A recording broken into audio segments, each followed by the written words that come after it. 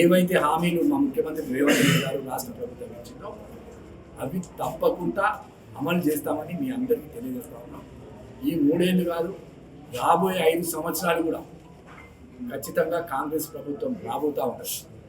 రైతు భరోసా వాళ్ళందరూ రైతు భరోసా ఇచ్చినాం, రైతులకు బోనస్ ఇస్తామని చెప్పినాం, బోనస్ ఇచ్చినాం. ప్రతి రైతు ఎలా గ్రామాల్లో సంతోషంగా ఉంది. ఎందుకంటే పండించిన పంటకు రైతు భరోసా కంటే కూడా వాళ్ళకి ఎక్కువ డబ్బు వస్తాం. సో రైతులందరూ కూడా సంతోషంగా ఉన్నారు. అందుకే మేము ఇన్ని గ్రామ సర్పంచ్లను గెలుచుకోగలిగినాం. అదేవిధంగా ఈరోజు కూడా 2 మున్సిపాలిటీస్ ఇలా కురుట్ల మెట్పల్లి పెద్ద ఎత్తున మేము కైవసం చేసుకోబోతున్నాం. కాంగ్రెస్ జెండా ఎగరేస్తాం. మాకెక్కడికి వెళ్ళినా కూడా మీరు చూస్తూ ఉన్నారు. కావాలంటే మాకు వచ్చిన అప్లికేషన్లు కూడా మీ ముందు ఉంచడానికి మేము సిద్ధంగా ఉన్నాం. అంటే ఒక్కొక్క వార్డుకు దాదాపు 10 అప్లికేషన్స్ వస్తాం. అంటే అంత కాంపిటీషన్ కాంగ్రెస్ పార్టీలో ఇవాళ ఉన్నది. మాకు ప్రత్యర్థులు అంటూ ఎవరు లేరు.